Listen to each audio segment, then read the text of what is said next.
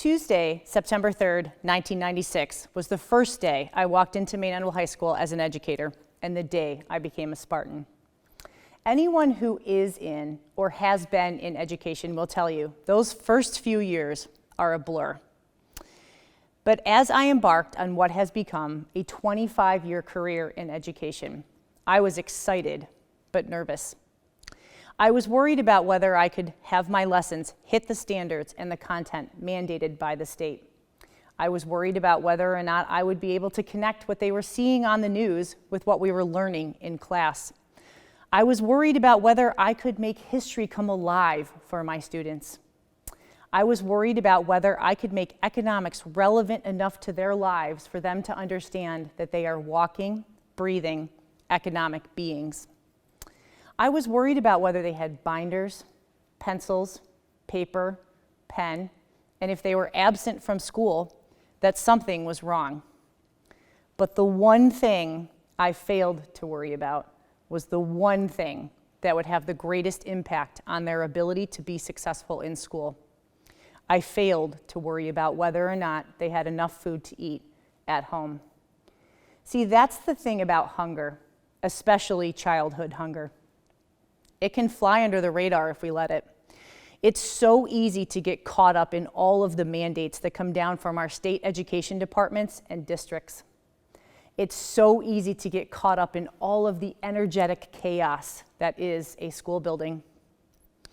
It's so easy to focus on all that school is for our students as they walk through the door and not what they lack as they walk through the door. Yes, we have access to free and reduced breakfasts and lunches. What about when they go home?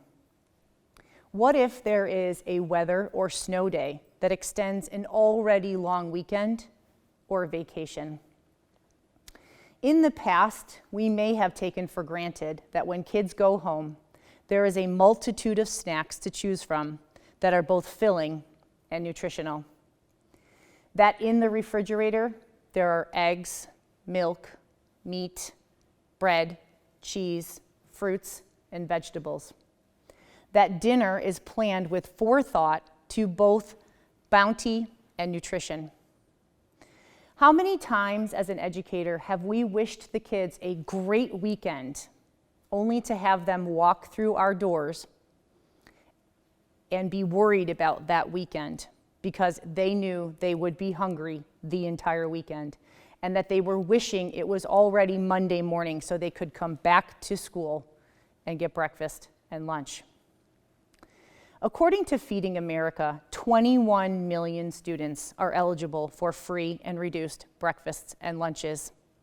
An estimated 16.2 million students will face food insecurity during the school year. That's 1 in 5 students who will face hunger during the school year. According to the USDA, childhood hunger rates have doubled since 2019. But this is something that we can do something about if we all work together. As an educator, I have always advocated for student voice and agency as we develop a sense of community, both in our classroom and in our district.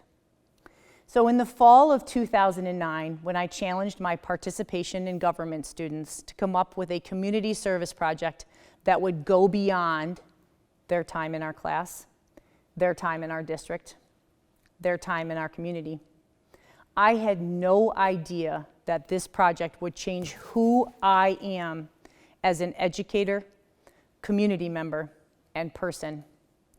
It changed the culture, awareness, and empathy around hunger in our community. Let me tell you a little bit about our community.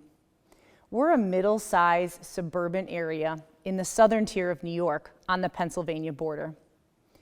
We get our share of snowstorms, but we also get our share of warm, sunny summer days.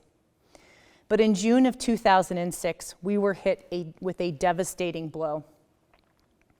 We suffered a once-in-a-lifetime, once-in-100 years flood that hit those who could least afford to face Mother Nature's wrath the hardest. Entire trailer parks were gone. Homes were destroyed beyond repair, and some people found themselves in need for the first time in their entire lives. So as we started our food pantry program in the fall of 2009, we thought we would do some food raising, some fundraising. We would help a few families out. But I had no idea the level of food insecurity following that flood and the Great Recession, and I thought I was paying attention to that. So the investment of hours on Friday afternoons as we delivered to 20 to 35 families each Friday was an investment in our students who I knew were hungry on the weekends, and hopefully there was now food on the table where there had not been previously. In the fall of 2011, we were dealt a second devastating blow. We had another once-in-a-lifetime, once-in-100 years flood, and this one was worse. But here's the thing about childhood hunger. You don't have to have a weather event or a Great Recession to have childhood hunger in your community, because childhood hunger exists even in stable economic and weather conditions. Fast forward to March of 2020, when school buildings suddenly shut down and we were facing uncertain times. I could think of nothing else for our 100 district families that we were delivering to than how the children our pantry serviced were going to survive without coming to school for breakfast and lunch. So I got a small army of volunteers together and we packed up everything we had in our pantry. And on St. Patrick's Day, we set out and delivered 4 weeks worth of delivery to each of our families.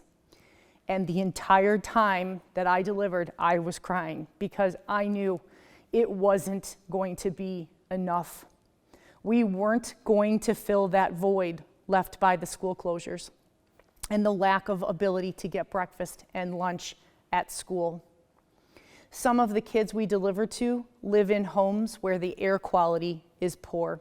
There is insufficient heat, and negativity far outweighs the positivity. See, here's the thing. When a student walks into my room, I can tell you within 5 seconds that something is wrong. Maybe they failed a test. Maybe they had a fight with a friend. Maybe something's going on at home, or maybe they're hungry. And with the school shutdown, I no longer had that avenue. Yes, we were able to connect on the phone, and yes, we were able to connect on Zoom, but it is not the same. I couldn't read their body language. And if those weren't enough obstacles for our families, they were now unexpectedly losing their income and their jobs. The calls for food assistance came faster than I thought possible. But so did the calls offering assistance. Through our community, we were able to crowdsource the money to keep our pantry going at levels we had never seen before, keep the pantry stocked, and keep the deliveries going. Here's the moral of the story today. You don't have to have a title or a degree to make a difference. You don't have to have a small army of volunteers to make a difference. You don't have to have a well-stocked pantry at a school, a place of worship, or a community center to make a difference. You don't even have to be connected to a wealth of resources to make a difference. You just have to have an awareness that childhood hunger does exist in your community. Volunteering at, advocating for, and donating to a pantry or a shelter can make a huge difference in the lives of our hungry children. A simple Google search will help you locate the closest pantry or shelter to you. And it may seem like one small act of kindness, but that one small act of kindness will make the difference in the lives of our hungry children, and you can make that difference.